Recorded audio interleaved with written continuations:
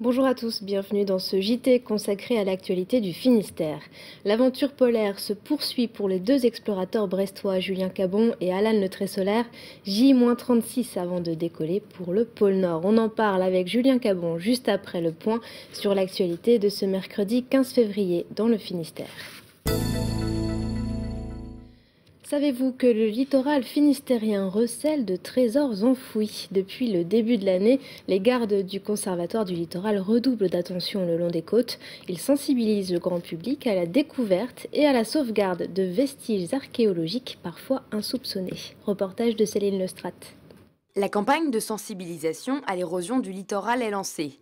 10 sites ont été identifiés en Bretagne, dont 5 dans le Finistère, l'île de Quéménès dans l'archipel de Molène, le site de Kéréma, à Ploune-et-Vélo-Christ, et 3 à Crozon, le Cap de la Chèvre, l'île Labert et l'Osmar. Le but, c'est d'éviter sur nos terrains, sur les terrains du Conservatoire du littoral, de perdre une information scientifique, une information archéologique du fait de l'érosion. L'objectif, c'est de mobiliser les 84 gardes du Conservatoire du littoral qui sont présents sur tout le pourtour de la Bretagne. Et comme ils sont constamment sur le terrain, ils peuvent avertir les archéologues au cas où des nouveaux vestiges apparaîtraient. Les guides n'ont pas attendu le programme pour être plus vigilants sur les trésors que contient notre littoral. Régulièrement, ils viennent observer les vestiges mis au jour par l'érosion. Voilà quelques exemples de tuiles gallo-romaines qu'on peut trouver sur le site. Là, c'est une petite prospection sur quelques mètres carrés, donc on trouve des éléments de tuiles. Donc vous voyez, c'est un matériau assez grossier. On peut aussi apercevoir des traces de cuisson là-dessus. Bon, là, ils sont très visibles, d'abord parce que je les ai retirés de leur milieu, mais surtout parce qu'ils ont été roulés par la mer, donc ils sont très très rouges. Ceci dit, quand ils sont dans la falaise, ils n'ont pas tout à fait la même couleur. Si la mer et la pluie provoquent l'érosion, l'homme n'est pas exempt de tout reproche. Sur certains sites touristiques, le travail sera long. On a à la fois une érosion liée en fait aux éléments, donc notamment la pluie, mais surtout on a aussi une érosion anthropique liée au piétinement par l'homme en fait. On voit des chemins qui se créent et qui font petit à petit disparaître du matériel archéologique. Pour préserver ces vestiges archéologiques, le Conservatoire du littoral a mis en place des outils pédagogiques qui sensibiliseront le public. Des archéoscopes seront distribués pour jouer aux apprentis fouilleurs, mais surtout pour ne pas mettre en péril les trésors du littoral finistérien. Avis aux gourmands, sachez que les galettes et les palais bretons pourraient obtenir leur propre label d'ici 2 ans. Il s'agit de l'IGP, l'identification géographique protégée. Cette appellation garantit l'origine bretonne du beurre et des œufs dans les biscuits. Plusieurs fabricants bretons pourraient décrocher ce label, parmi eux l'entreprise Filet Bleu à Saint-Évarzec, la biscuiterie qui par ailleurs a annoncé ce mercredi le renouvellement de son contrat avec Air France pour les 3 années à venir. Cela représente 7 millions de sachets de biscuits distribués dans les avions chaque année. Parlons aventure et expédition. Les îles Kerguelen ont servi de support à 3 chercheurs brestois pour étudier le développement du phytoplancton dans l'océan austral. Le récit de leur aventure avec Pauline Ferco. Mieux comprendre le rôle de l'océan dans le changement climatique, c'était l'objectif de la campagne océanographique Kéops 2. Puisque tout comme les forêts, l'océan absorbe une partie du CO2 émis par l'homme dans l'atmosphère, et cela grâce au phytoplancton. Fanny et Géraldine, chercheurs à l'Institut universitaire de la mer à Brest, ont embarqué aux îles Kerguelen à bord du Marion Dufresne pendant 54 jours à l'automne dernier. Cette pompe biologique de carbone dans l'océan, dans de très grandes régions de l'océan, n'est pas aussi efficace qu'elle pourrait l'être en raison d'une carence en fer.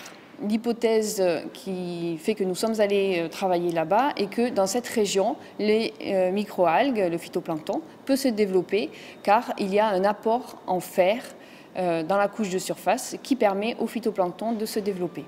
De nombreux échantillons furent prélevés et analysés à bord, permettant de confirmer les premières hypothèses. Ce que nous avons pu montrer à bord, c'est de effectivement confirmer que cet endroit était naturellement fertilisé en fer, à la fois au niveau du plateau des Kerguelen et au niveau du front polaire, et que cette fertilisation naturelle en fer était bien liée à un développement algal plus important. Loin des Kerguelen, Géraldine et Fanny continuent aujourd'hui les analyses dans leur laboratoire brestois et espèrent pouvoir partager leurs découvertes avec le plus grand nombre. Et les résultats de ces recherches vont être présentés ce jeudi à l'IEM, l'Institut européen de la mer à Plouzané. Puis sachez qu'une exposition retrace cette aventure océanographique à l'IEM toujours. Elle est ouverte jusqu'au 24 février. Et l'on parle à nouveau aventure avec notre invité Julien Cabon. Bonjour. Bonjour. Alors vous êtes explorateur polaire et dans un peu plus d'un mois, vous partez au pôle Nord pour poursuivre votre aventure scientifique. Je dis poursuivre parce que vous travaillez sur ce projet avec Alan Le Tresolaire depuis plus d'un an. Rappelez-nous en quoi consiste cette expédition pôle Nord 2012. Alors donc c'est une expédition scientifique polaire.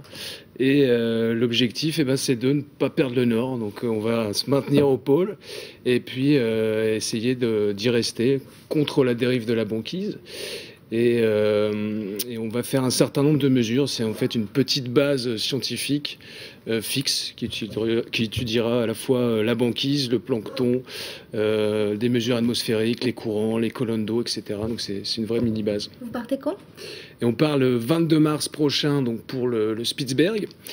Et on va rester quelques jours, donc s'acclimater. Puis ensuite, on partira à toute fin mars. Alors c'est une expédition, enfin une mission qui vous a demandé pas mal de préparation. Vous êtes enfermé dans un congélateur pendant une semaine. Et puis vous êtes parti en coup d'essai aussi au Groenland. En quoi consistait cette première expédition ? Alors c'était un petit peu une répétition générale et à la fois une mission scientifique à part entière. Donc on y a fait toutes les mesures en fait qu'on va faire là-haut au pôle Nord géographique dans quelques semaines, notamment des prélèvements de neige et de glace pour étudier la microbiologie marine. On va regarder justement quelques images qui retracent un peu ce parcours. Donc vous étiez côté est du Groenland. Exactement, donc Aitokotormit, alors c'est un nom assez imprononçable, c'est un petit village qui se trouve sur la côte est du Groenland. Et à partir de ce village-là, on est parti, voilà, vous voyez, faire des prélèvements de plancton. Là, vous voyez un petit drone qui sert à faire des images de la banquise. Voilà, donc là, on voit Alan et moi depuis le ciel de la banquise arctique.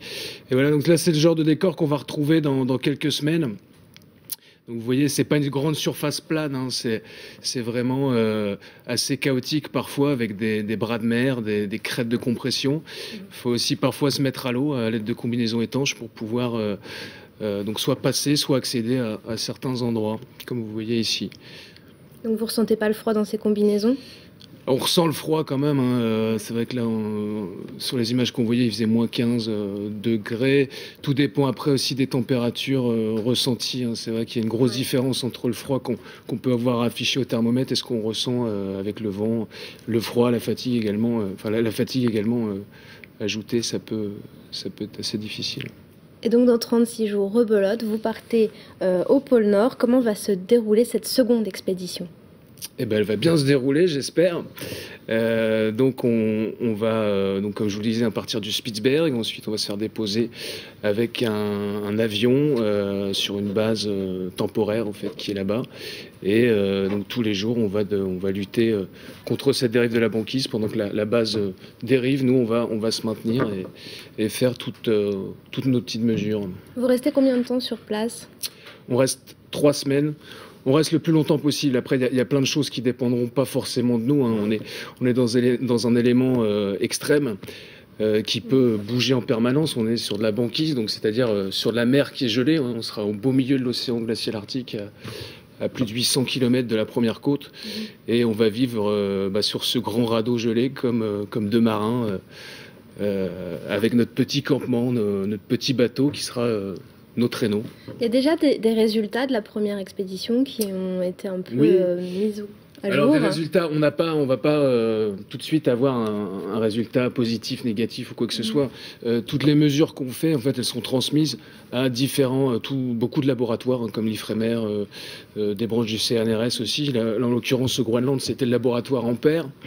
Et donc toutes ces mesures sont en train d'être analysées et toutes celles qu'on va faire également seront transmises en France et aussi à l'étranger dans tous les laboratoires. Elles seront disponibles pour toute la communauté scientifique qui s'intéresse à l'Arctique. très vite. On va pouvoir suivre toutes vos aventures à partir du 22 mars et dès maintenant sur Internet, c'est ça? Oui, voilà. Donc on a une page Facebook. Donc on utilise beaucoup les réseaux sociaux. Hein. Une grande part du projet, c'est aussi de communiquer, faire parler de l'Arctique, aussi bien auprès des enfants. On a un gros programme pédagogique avec une trentaine d'écoles qui nous suivent. Et tout le monde peut suivre au quotidien sur la page Facebook Pôle Nord 2012. Et donc depuis ce matin, on a lancé un compte à rebours en vidéo. Donc tous les jours, on revient sur l'expédition du Groenland pour s'acclimater un petit peu avant le grand départ le 22 mars prochain. Donc à suivre sur Internet et puis évidemment nous continuerons de suivre vos aventures sur TBO et aussi dans le Télégramme. Merci beaucoup Julien Cabon d'être venu nous parler de cette expédition. C'est la fin de ce journal. Merci à tous de nous avoir suivis et à demain pour un nouveau JT. Au revoir.